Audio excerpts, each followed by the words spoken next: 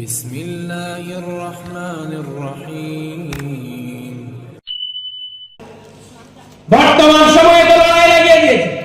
ওই যে মুফতি আব্দুল কাইয়ুম সাহেব বসিরহাটে বাড়ি, মুফতি আব্দুল কাইয়ুম সাহেব নাম শুনেছেন? মুফতি আব্দুল কাইয়ুম, মুফতি আব্দুল মতিন, মুফতি আব্দুল কাইয়ুম সাহেব, মুফতি আব্দুল মতিন সাহেব কথা বলতে গিয়ে একটু বলে দিয়েছেন, নবীরা ওই মোটের ছেলে ছিল, গরিবের ছেলে ছিল, ভিখারির বাচ্চা ছিল। এই ভাষা মুফতি আব্দুল মতিন সাহেব বলে দিয়েছেন। এইবারে তোলপাড় মুসলমান, হে মুসলমান মৌলবি, তোমার এই কথাটা ইউটিউবের মাধ্যমে সারা পৃথিবীবাসী দেখছে, সারা পশ্চিম বাংলার হিন্দু মুসলিম সবাই দেখছে। তারা দেখে কি শিক্ষা নেবে? এই দেখ মৌলবিদের মধ্যে কত লড়াই, নিজেদের মেল না।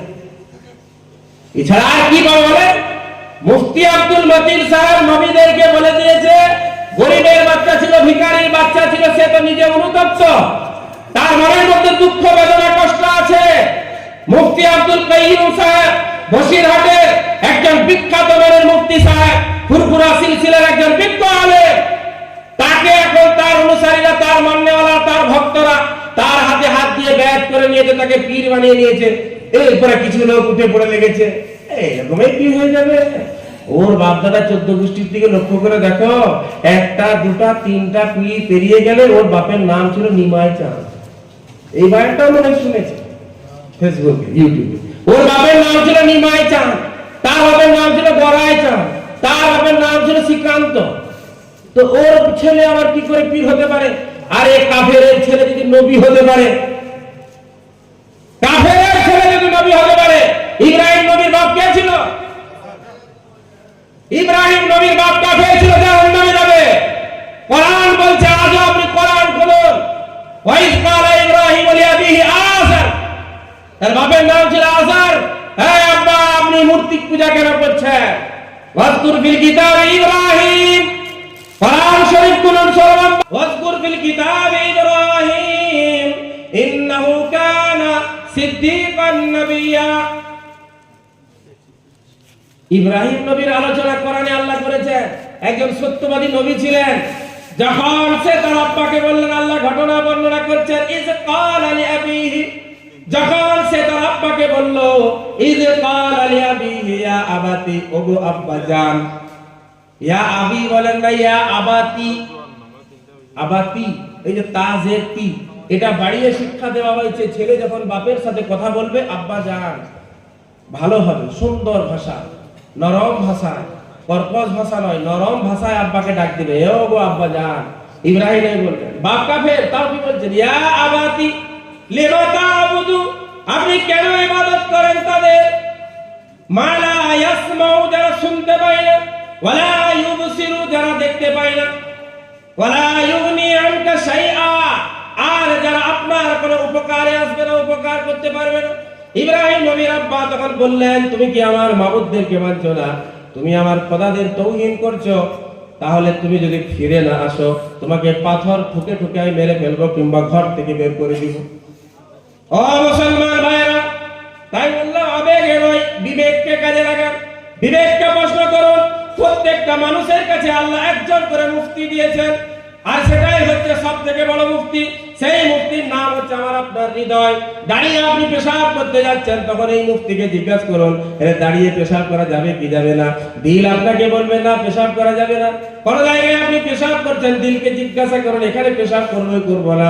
দিল আপনাকে বলবে এখানে পেশাব করা চলবে না। এই দিল হচ্ছে আমার আপনার কাছে সব থেকে বড় মুফতি আল্লাহর পক্ষ থেকে।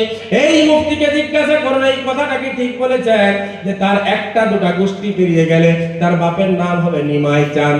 মুফতি আব্দুল কাইয়ুম সাহেবের বাপের নাম হচ্ছে নিমাই চাঁদ, তার বাপের নাম হচ্ছে গড়াই চাঁদ, তার বাপের নাম হচ্ছে শ্রীকান্ত মাহাতো।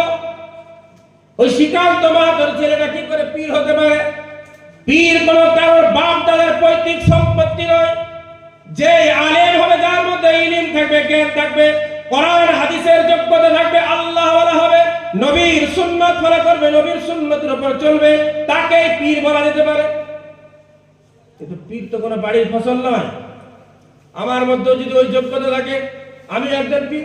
আপনার মধ্যে যোগ্যতা থাকলে আপনি একজন পীর। পীর মানে আল্লাহ ওয়ালা, আল্লাহর প্রিয় বান্দা, যে সব সময় আল্লাহকে স্মরণ করে। ইব্রাহিম নবীর আব্বা ছিল কে? কথা বলে, কে ছিল? ইব্রাহিম নবীর আব্বা ছিল আজার, দ্বিতীয় নাম হচ্ছে তারেক, সে ছিল একজন কাফের। তার ছেলে একজন বিখ্যাত আল্লাহর নবী ইব্রাহিম আলাইহিস সালাতু ওয়াস সালাম। তার মানে এখানে আমি কি বোঝাতে চাইলাম আপনাকে, যে আমিও পীর হতে পারি, আপনিও পীর হতে পারেন। যে আমার বংশটা কত দূর যাচ্ছে, নবী পর্যন্ত যাচ্ছে না যাচ্ছে কোনো জরুরি নয়। হতে পারে আমার আব্বা তার আব্বা তার আব্বা তারপরে কাফের ছিল, কোনো অসুবিধা নেই। আমি পীর হতে পারি আমার মধ্যে যদি যোগ্যতা থাকে। যদি ইব্রাহিম নবী হতে পারে, আমি কেন পীর হতে পারবো না? মুসলমান যুবক জওয়ান ভাইরা, যাই হোক, হযরত নূহ আলাইহিস সালাতু ওয়াস সালাম তিনি একজন নবী, একজন নবী। আর তার ছেলে, কথা বলে, তার ছেলে কেনান ঈমান এনেছিল না ডুবে মরেছিল? নবী নবুয়ত নিজের ছেলেকে যেমন বাঁচাতে পারে নাই, বাপ কাফের হতে পারে, তার কাফের হওয়ার কারণে তার ছেলের ওলায়েত খতম করতে পারবে। এটা যে যার যোগ্যতা, যে যোগ্যতা অর্জন করবে সেই যোগ্যতা নিয়ে চলবে। তাই মুসলমান যুবক জওয়ান ভাইরা আমার, পর্দার অন্তরালে আমার অত্যন্ত শ্রদ্ধেয় মা ও বোনেরা, মান্নত করব কার কাছে করব? জোরে করে বলেন। মান্নত কার কাছে করব? আল্লাহর কাছে মান্নত করব। আল্লাহ আমার ছেলে যদি সুস্থ হয়ে যায় 10 রাকাত নফল নামাজ পড়বো। আমার ছেলে যদি সুস্থ হয় 3টা নফল রোজা রাখবো। হযরত ফাতিমাতুজ জাহরা রাদিয়াল্লাহু তাআলা আনহা, আমি যে কথা